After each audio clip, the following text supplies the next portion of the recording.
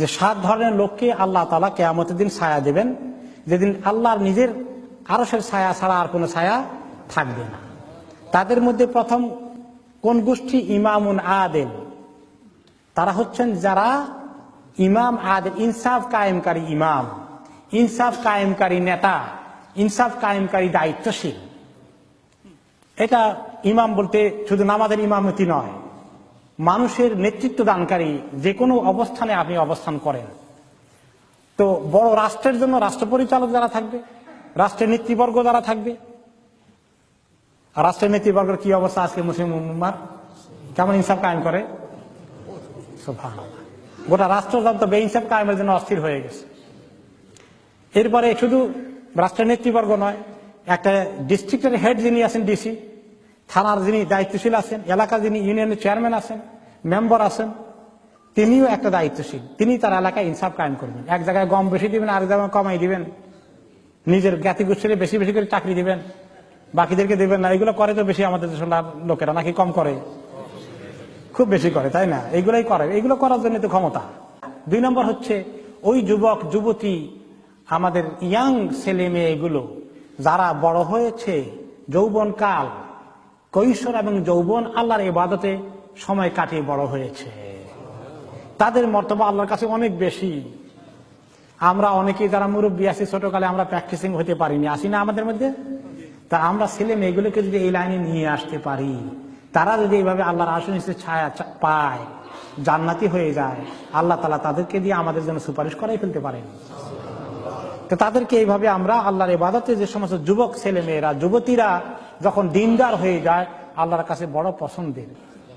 3 নম্বর হচ্ছেন যে একটা লোক তার অন্তর মসজিদের সঙ্গে একেবারে বাঁধা থাকে। তার মানে ফজর পড়ে গেল, অপেক্ষাতে কখন জোহর হবে আমি মসজিদে হাজির হয়ে যাব, আগে আগে আসবো, টাইমলি আসবো, জামাত ছাড়া পড়বো না। জামাত ছাড়া নামাজ পড়লেই তার কাছে কষ্ট শুরু হয়ে যায়। জোহর পড়েছে, আবার কখন আসরে আসবো, আসর থেকে মাগরিব, মাগরিব থেকে আবার কখন এশায় আসবো।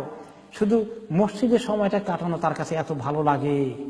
হ্যাঁ, আল্লাহ তাআলার কাছে হাজিরা দেওয়া, মসজিদে আসা, মসজিদের সঙ্গে মহাব্বত, বাজারে ঘোরা, সানডে মার্কেটে ঘোরাঘুরি করা, গ্রোসারি সবাই বসে ঘন্টা 2-3 গল্প গুজব করে গিয়ে চগলখড়ি করা, এগুলো কিচ্ছু ভালো লাগে না।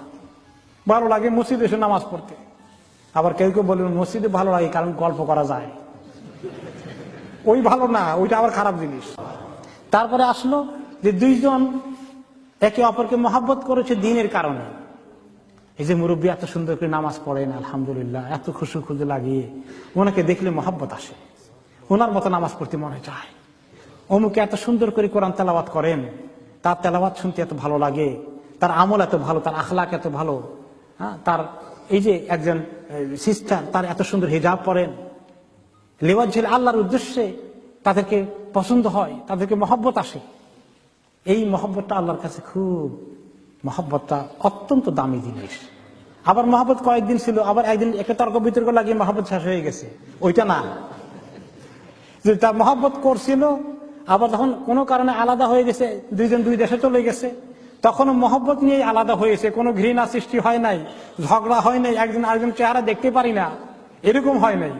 এই অবস্থায় যদি 2 জন মারা যায়, তাহলে তারা 2 জন আল্লাহর আরশের নিচে ছায়া পাবে।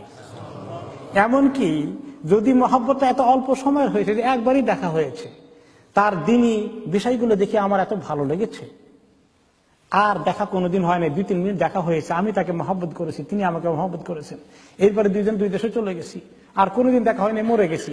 এই মহব্বতের কারণেও আল্লাহ তাআলা আমাদেরকে আরশের নিচে জায়গা দান করবেন। এরপরে হচ্ছে ওই লোক যাকে একজন সুন্দরী, প্রভাব প্রতিপত্তিশালী একজন মহিলা তাকে অফার দিয়েছে গুনাহ করার জন্য তার সাথে, আর সে বলেছে আমি আল্লাহকে ভয় করি। একজন পুরুষের জন্য একজন সুন্দরী মহিলা এবং খুব সোশ্যাল স্ট্যাটাস ভেরি হাই, এরকম লোভনীয় জায়গা থেকে যখন অফার আসে, তখন বলা আমি আল্লাহকে ভয় করি, আমাকে মাফ করো। ইন্নী আখাফুল্লাহ, ইউসুফ আলাইহিস সালামের মতো এইরকম করতে পারা আল্লাহর কাছে এত পছন্দনীয় জিনিস, আল্লাহ তাআলা তাকে আরশের নিচে ছায়া দান করবে। এটা হলো পুরুষকে অফার করা হয়েছে। যদি কোনো মহিলার কাছে এরকম অফার আসে এবং সেই অফারকে তিনি প্রত্যাখ্যান করেন আল্লাহর ভয়ে, তাহলে তার জন্য, মহিলার জন্য একই সুসংবাদ রয়েছে। এরপরে তারা 6 নম্বর হচ্ছে এমন ভাবে সদকা করলো, এত গোপনে, এত ইখলাসের সাথে, কাউকে জানতেই দিল না কি দিয়েছে। বাম হাত জানলো না ডান হাত কত দিয়েছে। হাতের কি জানার সুযোগ হয়? জানায় কি না জানায় কি? এক হাত জানলে আর এক হাত জানবে না, এটার অর্থ কি? আর এটা তো চোখও নাই হাতের। কথাটা হলো এই যে তিনি এত ইখলাসের সাথে দিলেন আল্লাহকে খুশি করার জন্য, অন্য কোনো উদ্দেশ্য নয়। এইটা আল্লাহ তাআলার কাছে তার এত পছন্দ হয়েছে এই দানকে, যে তিনি আরশের নিচে ছায়া পাবেন। শেষটা হচ্ছে ওয়ারাজুলুন যাকারাল্লাহ খালিয়ান ফাফাদাত আইনাহু, যে ওই লোককে আল্লাহ আরশের নিচে ছায়া দেবেন যে ব্যক্তি কোন সময় আল্লাহর কথা তার একা একা নিরিবিলি মনে পড়লো, আল্লাহর কথা, আর চোখে দিয়ে দর দর করে পানি পড়তে থাকলো। আল্লাহর কথা মনে পড়লো অর্থ কি?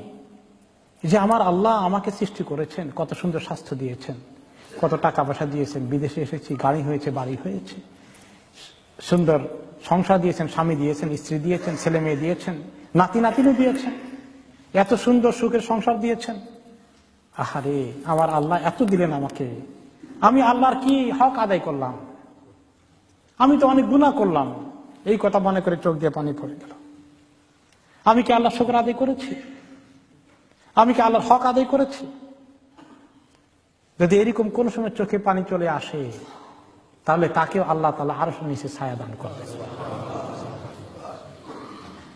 তিনি হাদিস বলেছেন যে যে চোখ দিয়ে পানি গড়িয়ে মাটির মধ্যে, জমিনের মধ্যে পড়েছে, এই চোখকে আল্লাহ তাআলা জাহান্নাম থেকে হারাম করে দিবেন।